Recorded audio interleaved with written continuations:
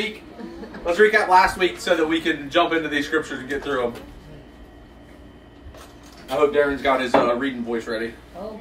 Yeah. All right, so last week we talked about the story of Phineas. We saw that Israel joined themselves to the gods of the Moabites. We talked about zeal and how Phineas had zeal to protect the holiness of Yah. And the guy that died. Yeah. Because he got the woman. Yep. Is that Phineas? Yep. Phineas was the one that did the dying part. Made the other guy die. The dying part. Yah made a covenant with Phineas and his generations, which we thought was pretty cool because there's very, very few people that got individual covenants from Yah like this. Yah tells Moses his time is coming to a close. Yah appoints Joshua to be his replacement. Moses transfers some of his authority to Joshua. And then Moses gets a recap of the Moedim instruction. So at the very, very end of last week, we saw Yah give out the last two chapters where Yah laying back out the Moedim and what the requirements were for the feast and all that. All right, Numbers chapter 30. We're going to jump right in and go through this. I think we'll breeze through this pretty good. Excuse me. Verse 1. Moses spoke to the princes of the tribes of the children of Israel, saying, this is what Adonai has commanded.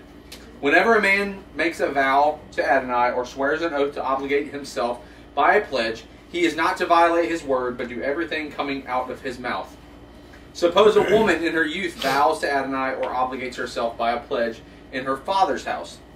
If her father should hear her vow or her pledge with which she has obligated herself, and her father says nothing to her, all her vows and every pledge by which she has obligated herself will stand. But if her father should forbid it on the day of his hearing, none of her vows or pledges by which she has obligated herself will stand.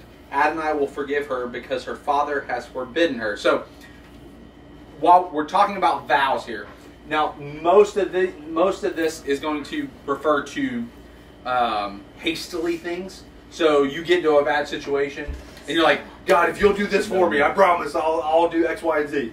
You know, you get me out of this situation. Just kind of like with Samuel's mother when Hannah came to the temple was praying. She's like, God, if you'll just give me a son, I'll give him back to you. You'll just give me a son. That's a vow. But I think this is a good chapter because it really lays out the power of your word, the weight that your word has. When you say you're going to do something, that's why later on in the New Testament he says, Yeshua says, let your yes be yes and your no be no. Don't make vows if you can't keep them. Oh, fair enough. Oh. Suppose she should marry after her vow or rash promise of her lips by which she obligated herself.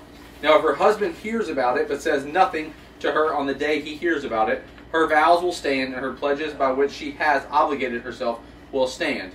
But if her husband should hear about it and on the day he hears it forbids it, he thereby nullifies her vow and her rash promise by which her lips have obligated her, and Adonai will forgive her. Any vow or obligation of a widow or divorced woman will be binding on her. If in her husband's house she vowed or obligated herself by pledge under oath, and her husband should hear it and say nothing to her, not forbidding her, all her vows and every pledge by which she has obligated herself will stand. But if her husband should nullify them on the day when he hears of them, nothing from her lips, whether vow or pledge, will stand. Her husband has nullified them, and Adonai will forgive her. Her husband may ratify or veto any vow or sworn oath to deny herself.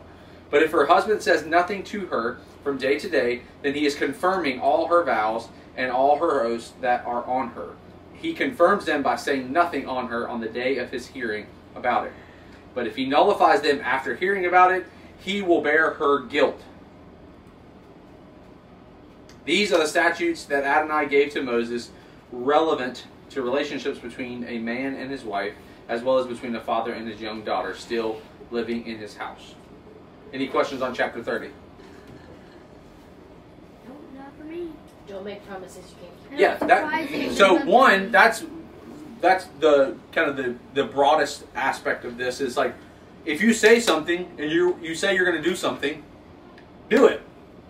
Be a man of your word, be a woman of your word.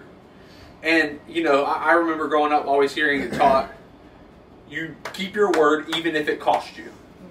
You keep your word even if it costs you. Because here's the thing. If you have to bear the guilt for that, that's going to be a lot worse than if you just follow through with your word and it costs you. If it costs you time, if it costs you money, that's a lot better than bearing the guilt and it becoming sin to you. Because that's the thing. If I tell Darren that I'm going to do X, Y, and Z, and then I don't come through and do it, it is now counted as sin, and I've got to bear the guilt of that. I have to bear the weight of that. This looks very pointed to women, though. No, it's actually the opposite. Because it's telling the women that you have a way out. Yeah, but the guys don't. Correct. Nope. Why not? Because Scripture also says that the man is the covering of the wife, and Yeshua is the covering of the man. So if a man makes a vow, there's no way out. There's no way out. I have no physical covering. So in that aspect, be glad you got somebody that can nullify your vows if they hear it. Yep. So and that's why it says if it's a widow, it's binding because she has no covering. Yeah.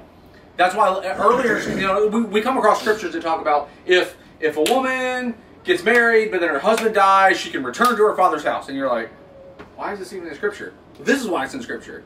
Because if she has no children and she returns to her father's house, now she is back under the covering of her father. She has protection over her vows. It's meant to be as protection, not control. Yep. So there's so much there. And, Abby brought up earlier, she was talking about the whole ordeal with Yeshua. Jesus died on the cross. If you don't understand this, then you'll miss part of it. Because what are we talking about here? If a woman makes a vow and her husband annuls it, then she's no longer guilty. But if she makes a vow and it goes on, her husband doesn't annul it, now he confirms it, and if he tries to annul it later, he bears the guilt. Well, what happened at Sinai? What did the children of Israel say at Sinai? When Moses came down, gave them the commandments, the children of Israel said, yes, we will do all that you've commanded. They made a vow. Yep. And we've talked about this before. Who was on the mountain? Moses. Well, other than Moses. Who appeared to Moses? Yeah. In what form did he appear to Moses? A burning bush, right? Mm-hmm. No.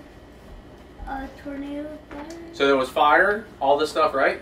But we've talked about this before. Anytime we see God making a physical appearance in the Old Testament, it is most likely in the form of Yeshua. It's the pre-incarnate Yeshua. So Yeshua is there. Now, if we get into the New Testament, we are the what of Christ? The bride. We are the bride of Christ, right? He says he's preparing us as a bride for his son, right? Yeshua is there. The bride was there. The bride made a vow. Who didn't try to annul it at that time? The groom. The groom didn't try to annul the vow the bride made. So guess what happens later? The groom winds up bearing the guilt of the bride. What did Yeshua do for us? He bore our sins. He bore our guilt. You don't see that if you just read the New Testament. You'll never get that connection if you just read the New Testament. Alright, number 31. Adonai spoke to Moses, saying, take vengeance on the Midianites for the children of Israel. Afterward, you will be gathered to your people. So Moses spoke to the people, saying, mobilize some of your men for battle. They will go out against Midian to carry out Adonai's vengeance on Midian. Send into the battle 1,000 men from each of the tribes of Israel. So from the thousands of Israel, 1,000 from each tribe were assigned, 12,000 in all. Moses sent them into battle, 1,000 from each tribe, and with them Phinehas, son of Eleazar the Cohen, who took with him the articles from the sanctuary and trumpets for signaling. I always got this picture in my head that Phinehas was probably like leading the charge. He just had this big bout of zeal, in the previous Torah portion. So he probably put him up front. It's like, yeah, you're the man. You take off. Let's go. They fought Midian just as Adonai had commanded Moses and killed every male. Among the slain, they also killed the Midianite kings, Evi, Rechem, Zur, Hur, Reba, the 5 kings of Midian. They also killed Balaam. Remember Balaam? Yep. And talking Son of donkey. Beor with the Lion sword. puppet. What? Balaam and the talking donkey. So Balaam was in that. The children of Israel also captured women, the sons of Midian, along with all the herds and flocks, and plundered all their goods. Which I heard somebody talk about this, and I thought it was kind of funny. But Balaam died, but all the herds and the flocks were taken. So the donkey lived, but Balaam died. I thought that was kind of funny. Little irony there. Still alive though? Do what? How do you know if this donkey was like? Oh, I'm pretty sure the donkeys, they live forever. They get old. I have a If they can donkey talk, in they can Minecraft. live for a while. That's right. I have a donkey in Minecraft. They burned with fire all the Midianite cities, settlements, as well as all their camps. They seized all the plunder and all the spoil, both people and animals. They brought the captives, plunder, and spoil to Moses, Eleazar the priest, and to the assembly of the children of Israel at their camp on the plains of Moab, by the Jordan at Jericho. Moses, Eleazar the priest, and all the princes of the communities went to meet them outside the camp. But Moses was angry with the officers of the army, the commanders of thousands, the commanders of hundreds, those returning from the campaign of the war. Moses said to them, "You let all the women live? Why, they are the ones, because of Balaam's advice, who caused the children of Israel to be unfaithful to Adonai in the matter of Peor, so that the plague was on the community of Adonai." So the people that caused the plague from when they came in and started worshiping the gods, they let them live. And Moses is like, "Oh, guys, come on, think. So now, kill all the boys and kill every woman who has been intimate with a man. But save for yourselves every girl who has not been intimate with a man. Any of you who has killed anyone or touched the body of anyone who has been killed must stay outside the camp for 7 days. You must purify yourselves on the 3rd and 7th days, you and your captives. Also purify every item of clothing as well as every item made of leather or wood." Eleazar said to the men of the army who had gone to war, "This is the regulation of the Torah Adonai gave to Moses. The gold, silver, bronze, iron, tin, lead, and anything able to pass through the fire is to be put through the fire, and it will then be cleaned. It is also to be purified with the water of cleansing. Anything that cannot stand the fire is to be put through the water." And if you think about the spiritual implications of that, we get into the New Testament, and it's chock full of stuff that talks about being purified by fire, being purified by water. "You're to wash your clothes also on the 7th day. You will then be clean, and may then come into the camp." Adonai said to Moses, saying, "Count the total spoil from the captive people and the animals, you, Eleazar the priest, and the princes of the fathers of the community. You are to divide the spoil between those fighting in the war, taking part in the battle, and the rest of the community. You are also to set apart from the men of war going into battle tribute to Adonai, 1 item from every 500, whether persons, cattle, donkey, or flock. From their half share, take and give it to Eleazar the priest as Adonai's part. From the half of the children of Israel, you are to take 1 in 50, whether persons, cattle, donkey, flock, or any other animals, and give them to the Levites, those charged with the care of Adonai's tabernacle." So Moses and Eleazar the Cohen did just as Adonai commanded Moses. The remaining plunder taken by the people of the armies was 675,000 sheep, 72,000 cattle, 61,000. I was trying to figure out what I did there, but this. I didn't want to split up all that into 4 different verses. 72,000 cattle, 61,000 donkeys, and from the human spoil were 32,000 women who had never been intimate with a man. And one of those 61,000 donkeys, there's the donkey. There's your donkey right there. One of those was Balaam's donkey. Yep. The half share of those going into battle was 337,500 sheep. Man, that's a lot of sheep. Of which, A lot of sheep. that's a lot of. The That's a lot of sheep. 60,999, but then now one. That's right. Of which Adonai's tribute was 675. 36,000 cattle, of which Adonai's tribute was 72. 30,500 donkeys, of which Adonai's tribute was 61. 16,000 persons, of which Adonai's tribute was 32. Moses gave the tribute, Adonai's part, to Eleazar the priest, just as Adonai had commanded Moses, from the half belonging to the children of Israel, which Moses had set apart from that of the fighting men. Half belonging to the community was 33,750. 337,500. There should be numbers in the chapter of the sheep. 36,000 cattle, 30,500 donkeys, 16,000 persons. From this half Moses took one out of every 50 persons and animals, and Adonai had commanded him, and gave them to the Levites, those charged with the care of the tabernacle of Adonai, just as Adonai had commanded them. Then the officers over the units of the armies, the commanders over thousands, hundreds, came to Moses. They said to him, "Your servants have counted the heads." This is amazing. "Servants have counted the heads of the men of war under our command, and not one is missing." Huh. They defeated the Moabites and did not lose one person. That is some So we have brought as an offering to Adonai the gold items each of us acquired, armlet bracelets, signet rings, earrings, and necklaces to atone for ourselves before Adonai. Moses and Eleazar the Cohen received the gold from all of them, the crafted items. All the gold presented as a gift to Adonai came to 16,750 shekels from the commanders of thousands and hundreds. Each of the men of the army had taken plunder for himself. So these guys took plunder for themselves, which there was nothing against that.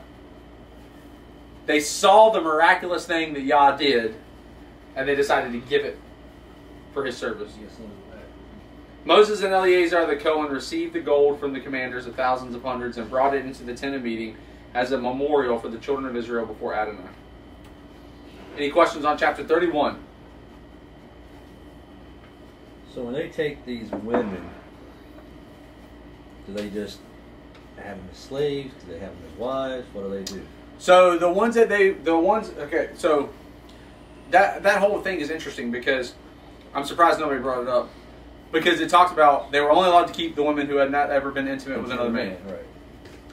And they had to get rid of all the kids. Yeah. Because that seed would have carried on. Yeah. That lineage of the Moabite would have kept going on. And we've seen historically, and we see as we continue on, we're going to see how that causes problems. So he said, I want to eliminate the possibility of the Moabite seed being transferred and continuing on. Because the seed comes from the man. So, in taking the women who had never been with a man, they get integrated into Israel. So they could become wives. We saw that there were persons that were given to service. So they would have gotten given to the Levites. And they would have become part of that tribe that helped maintain the tabernacle. And I imagine the rest of them got distributed and like, yes, we'll take some into our tribe. We'll take some into our tribe. And the thing we have to remember too, always keep in mind the context that up until this point, Yah has laid out extremely detailed instructions on how they were to treat foreigners, slaves. So these were not people that were just getting brought in and then treated as second-class citizens. Like these people were brought in and treated very well. So this is not how our minds normally go to like modern day slavery. They would have been integrated into Israel. Chapter 32. Darren, you want to start reading now? Yeah. I can't remember if this is the one. Yeah, I'm it really, is. Let's see there's it. one I'm really excited for you to read. So The sons of Reuben and Gad had very large herds and flocks, and they saw that the territory of Jazer and Gilead were ideal for livestock. So the sons of Reuben and Gad came and said to Moses, Eleazar the Cohen, and the princes of the community, saying... Now pay attention to the details in the story, because this is, I feel like this is a very interesting story. Ataroth, Dibon, Jazer, Nimroth, Heshbon, Elealah, Sebum. Not necessarily these details, and beyond. but coming up details. The territory Adonai conquered before the community of Israel are suitable for livestock, and your servants have livestock. Then they said, if we have found favor in your eyes, let this territory be given to your servants as a possession. Don't make us cross the Jordan. So what they're saying right now is this area that we just conquered is perfect for our livestock.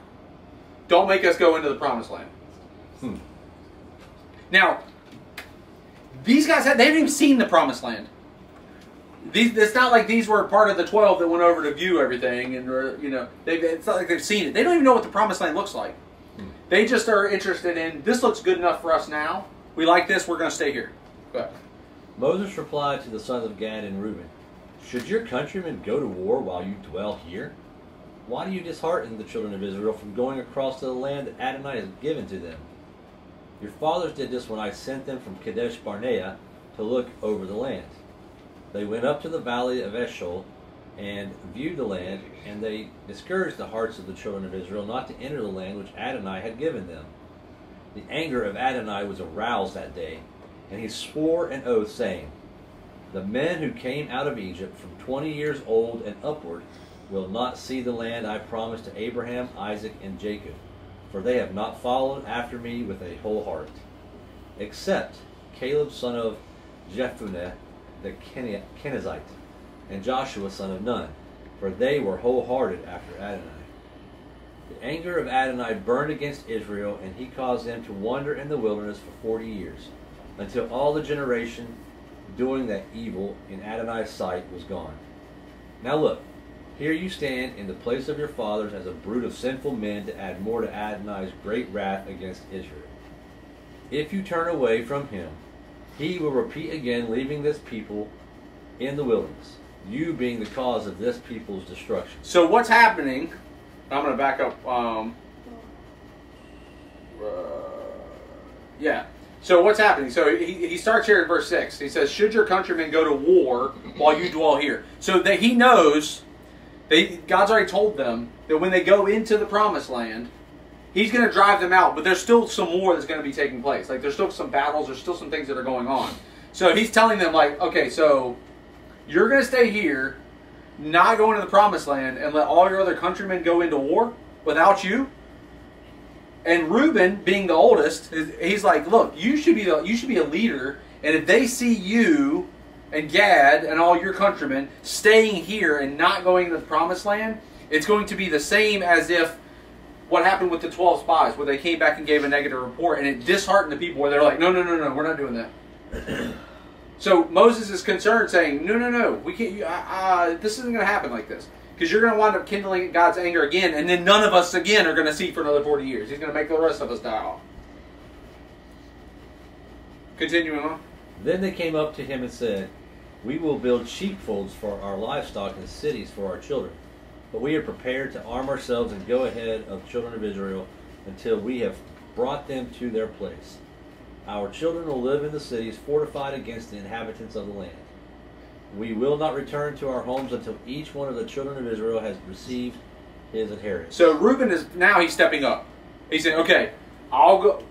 All the men that are military age will go in ahead. We'll go in first before everybody else. We'll make sure everybody gets their inheritance, and then we'll come back to our families. Will that work? Was that good? Will that work for you? Good. Yet we will not inherit with them on the side beyond the Jordan, since our inheritance has come on the east side of the Jordan.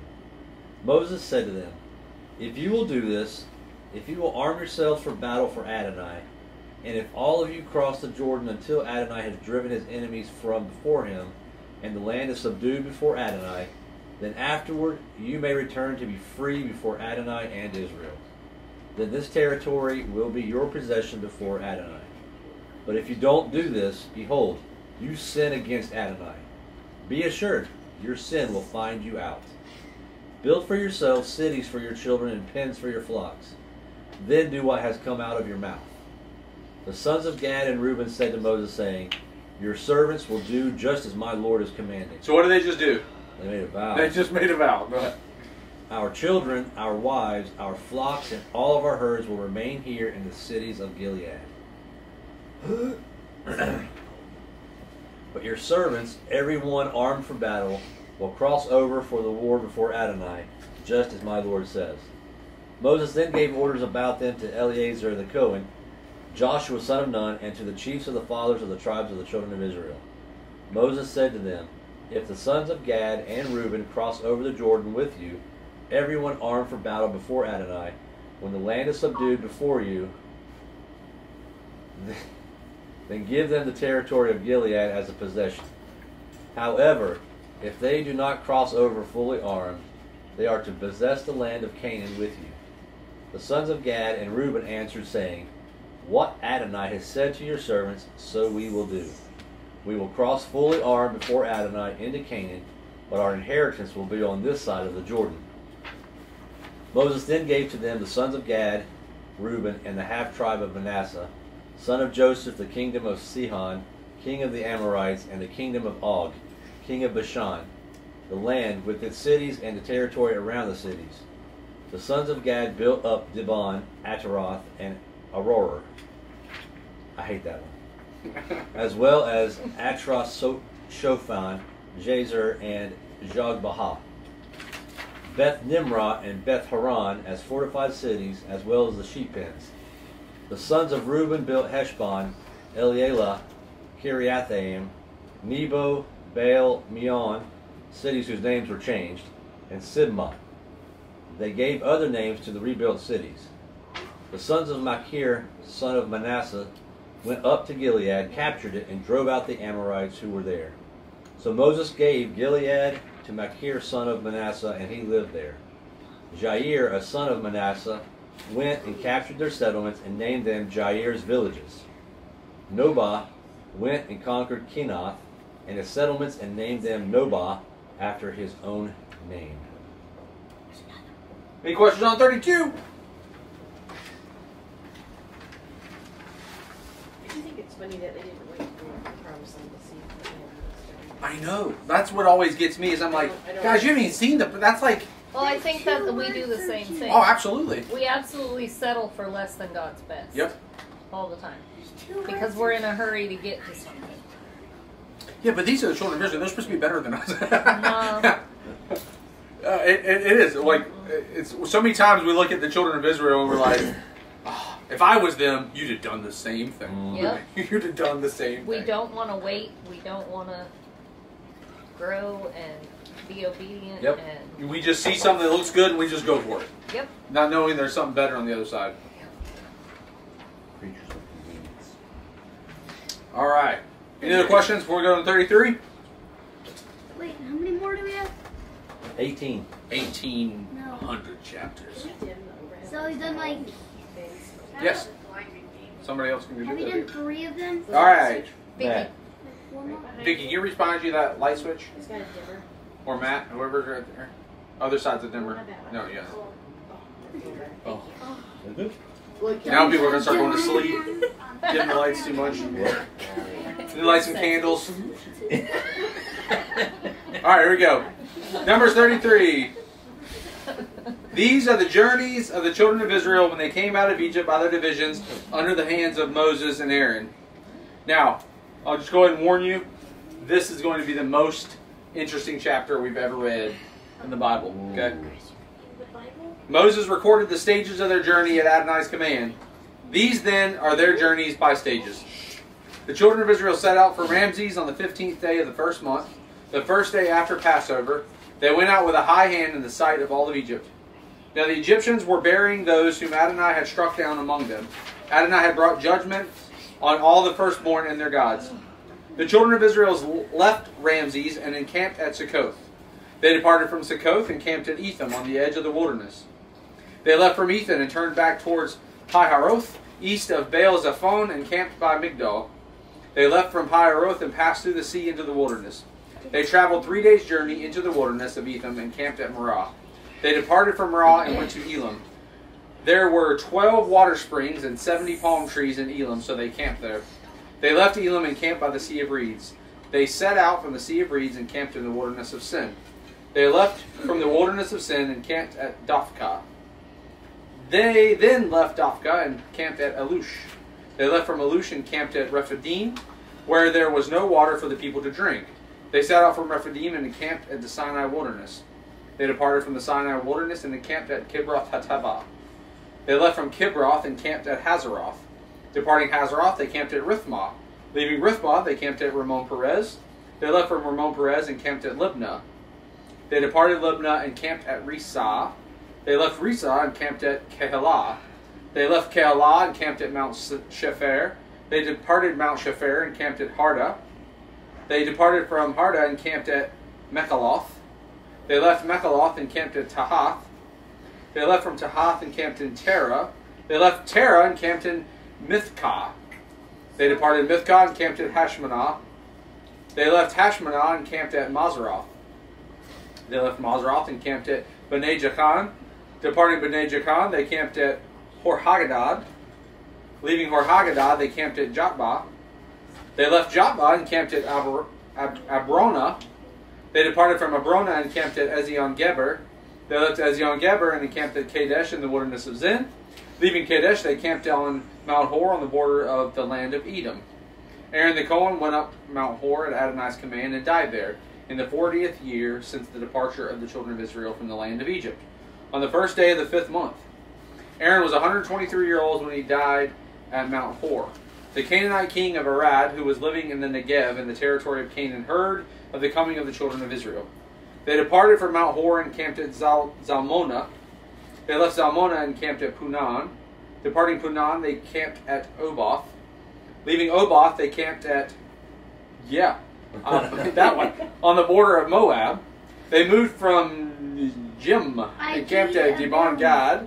They moved on from Dibon Gad and camped at Almon Diblathaim. Why did Darren not read this one? This is the one I wanted to read. They departed from Almon Diblathaim and camped at the mountains of Abiram before Nebo. They moved on from the mountains of Abiram and camped in the plains of Moab by the Jordan across from Jericho. They camped along the Jordan from Beth Jezmeoth to Abel Shittim. Adonai spoke to Moses along the Jordan in the plains of Moab across from Jericho, saying, "Speak to the children of Israel and say to them, when you cross the Jordan into the land of Canaan, you must drive out all the inhabitants of the land before you. You must destroy all their idols and cast images and demolish their high places.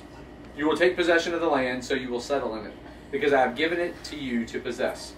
You are to divide the land by lot according to your families. To the large, make their inheritance larger, and to the small, make their inheritance smaller. Whatever comes out of the lot will be theirs. You are to distribute the inheritance according to your ancestral tribes. But if you do not drive out the inhabitants of the land, remember that part of the verse, because as we keep going past the Torah, that's going to become very, very important.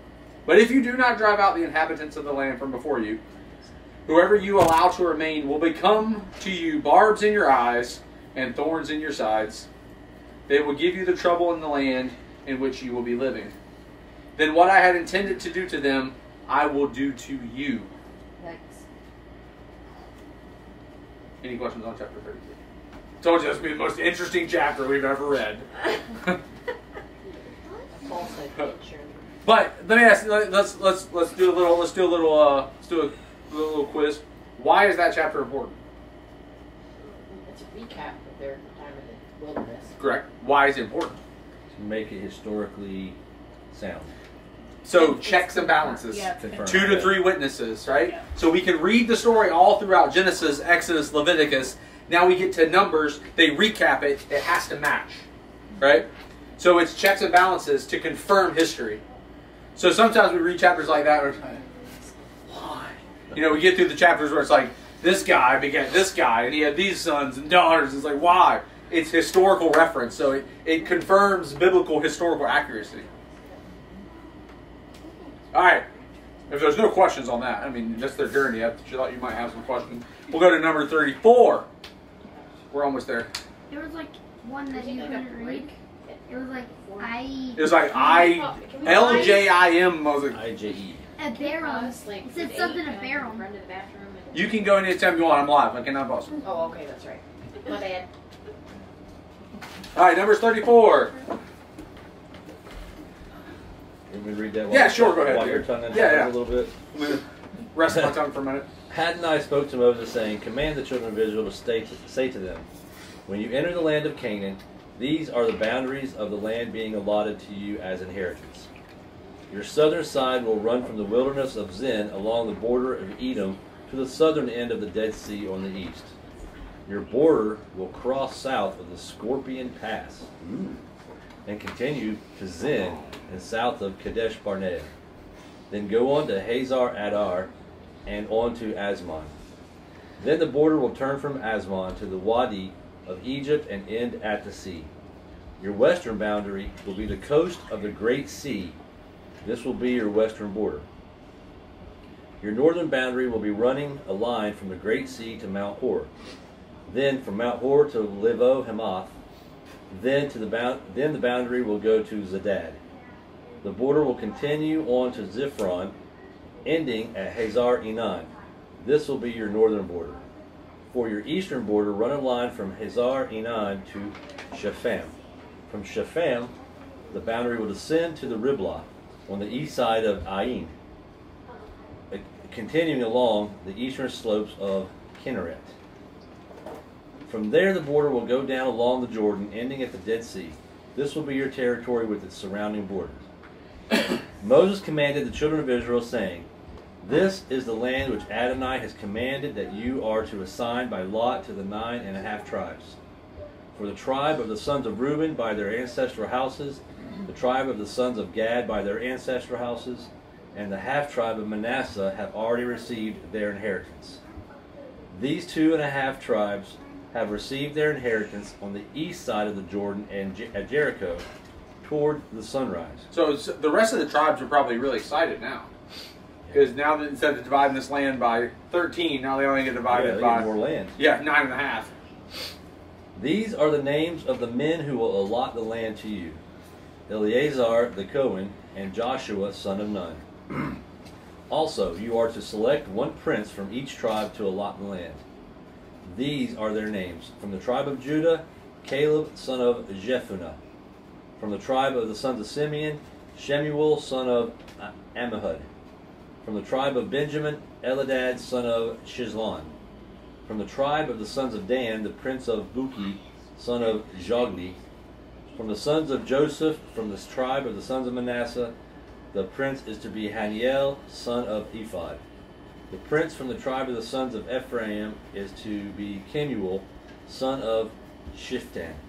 The prince from the tribe of the sons of Zebulun is Elisaphan son of Parnach. The prince from the tribe of the sons of Issachar is Paltiel son of Azan. The prince from the tribe of the sons of Asher is Ahihud son of Shalomi, or Shalomai. The prince from the tribe of the sons of Naphtali is Pedahel son of Ammihud. These were those that Adonai commanded to apportion the children of Israel the land of Canaan. That's another interesting one. Any questions other than pronunciation of those names? All right, let's keep going. Number 35. Adonai spoke to Moses in the plains of Moab by the Jordan at Jericho, saying, Command the children of Israel to give to the Levites from the inheritance of their possessions cities in which to live. They are also to give the Levites pasture lands around the cities. Thus they will have cities to live in and pastures for their cattle, flocks, and all their livestock. The pastures you give to the Levites will extend out from the walls around the cities for 1,000 cubits. You are to measure outside the cities 2,000 cubits on the east side, 2,000 cubits on the south side, and on the west side 2,000 cubits, and the north side 2,000 cubits. These are to be pasture lands for the cities. 6 of the cities you give to the Levites are to be cities of refuge. To anyone who kills anyone may flee. Besides these, you are to give the Levites 42 more cities. In all, you are to give the Levites 48 cities with their pastures. Because remember, when we're talking about this in the previous books, the Levites did not get an inheritance. They were Yah was their inheritance, but they still had families. They still had flocks. They still had things they had to do. So here he's saying, hey, let them have this land as their pasture land. So this was the way they could still raise flocks. They could still raise crops without actually owning any land. The cities that you are to give the Levites for the possession of the children of Israel should be proportionate to the inheritance of each tribe. Give many from the one who has many, and few from the one who has few. Adonai spoke to Moses, saying, Speak to the children of Israel, saying, When you cross the Jordan into the land of Canaan, you are to select cities which will be cities of refuge, to which one might flee if he has killed someone by accident. They are to be cities for refuge from the avenger, so the manslayer may not die before standing trial before the assembly. The 6 cities you designate are to be cities of refuge. Designate 3 cities on this side of the Jordan and 3 in the land of Canaan as cities of refuge. These 6 cities of refuge are to be for its children of Israel, as well as for the outsider and the visitor in their midst, for anyone killing a person by accident. Does everybody remember when we talked about this before? So these cities were set up so that if you accidentally killed someone, that person's family could not come after you and try to kill you as vengeance for the death that you just committed. If you were in that land. Yeah, so if you accidentally killed someone, you could flee to one of these cities, and they couldn't follow you and try to get you until you were able to stand trial for the murder that took place. Even though it was accidental, just like today, you accidentally kill somebody, you still have to stand trial for it. So this was a way to prevent the families from trying to take vengeance on their relative that was killed before the suspect was allowed to have a trial. Now, if the manslayer strikes someone with an iron object so that he dies, he is a murderer, and the murderer must die. If anyone has a stone in his hand that could be deadly and strikes anyone with it so that he dies, he is a murderer, and the murderer must die. We see the difference here. They're using the term manslayer and murderer. Two different things. Just like in our judicial system, we have involuntary manslaughter and we have murder. Or if someone has a wooden object that could kill and strikes anyone so that he dies, he is a murderer, and the murderer must be put to death. The blood avenger himself may put the murderer to death. When he finds him, he is to kill him. If anyone pushes someone maliciously or throws anything at him with deadly intent or with hostility hits him with his fist so that he dies, the one hitting him is a murderer. The blood avenger may put the murderer to death when he finds him. But if he pushes him suddenly or throws an object at him with no intent, or without seeing him, should drop a stone on him, resulting in his death, but he was not an enemy and intended him no harm, the assembly must judge between the manslayer and the avenger of blood according to these regulations. So he's laying out the stipulations of what's the definition, just like in our judicial system.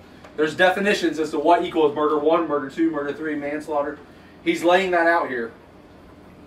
You must have had a real problem with people dropping rocks on you. Apparently.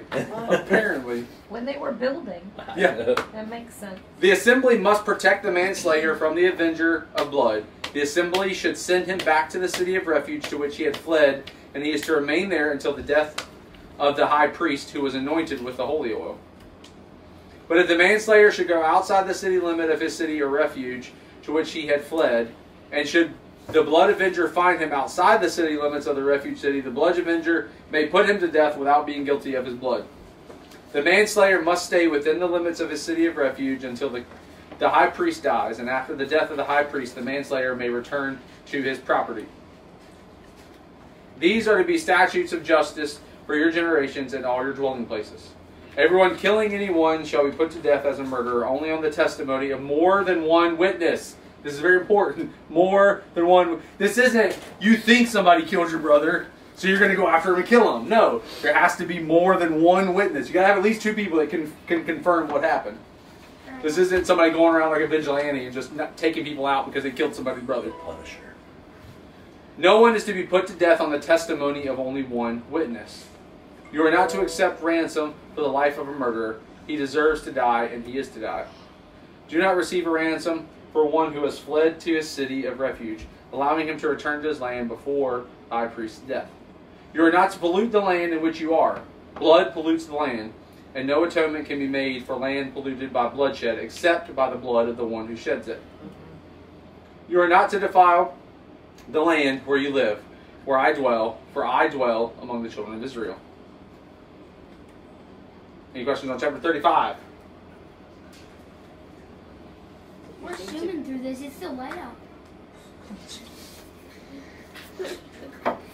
Zoom, zoom. It's interesting to me that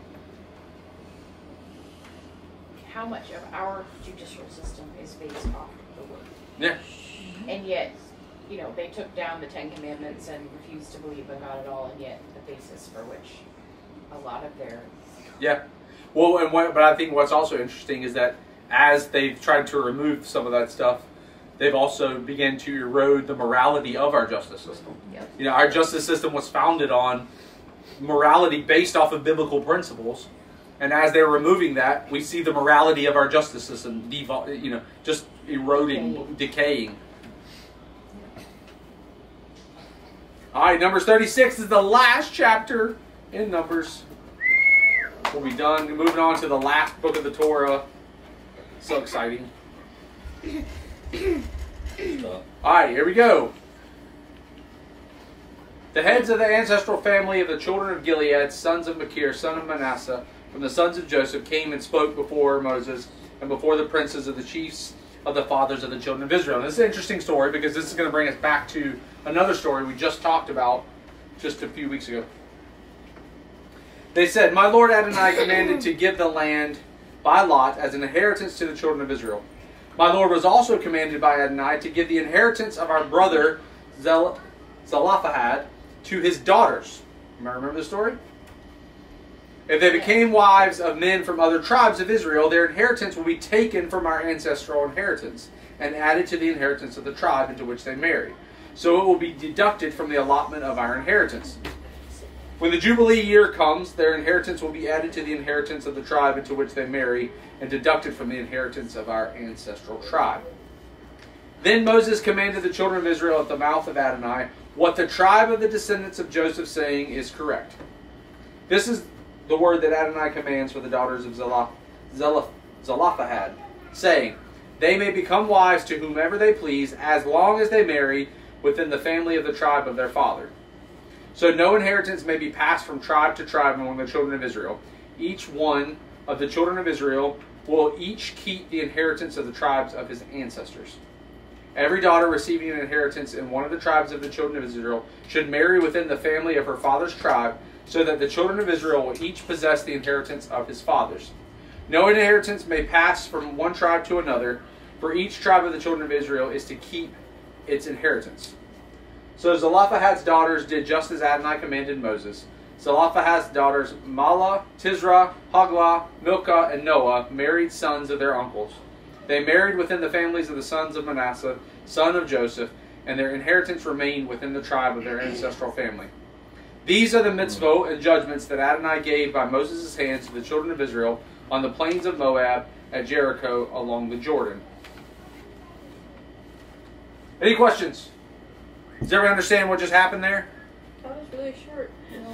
So what? Yes, yes. That's When we're done Deuteronomy, are we going to go back to Genesis or keep going? Well, we have to wait and find out. It's a mystery. It's like the things of the kingdom. It's a mystery. Yep. I know they were going to go So, back. anyways, so the tribe came and were like, "Hey, you gave this land to his daughters, but if his daughters marry outside of this tribe, then the land possession is going, because the land possession always followed the male. The inheritance was usually passed down from son to son. When you got married, the female married into the land. When the male got married, he took the land of his father's name, and it was still in that tribe's name. So they came and said, hey, you gave this land to the daughters. If they marry outside of this tribe, then the land is going to leave, and we'll no longer have the inheritance that was promised to our tribe. So that's why he came and said, yes, this is true. This is a good point. Let me see what Adonai has to say. Okay, you have to, if you possess land as the daughter, you have to marry within your tribe so that the land stays within the tribe, and ancestrally the land's not getting swapped around. Basically, if they didn't want to, they... Yes. Yep. Cousins. So we got some inbreeding going on. Cousins, yeah. But I that's just how watched a whole that's thing how on they did it in Instagram the about olden that days. today, and how the majority of all of our past generations married cousins because there just weren't enough.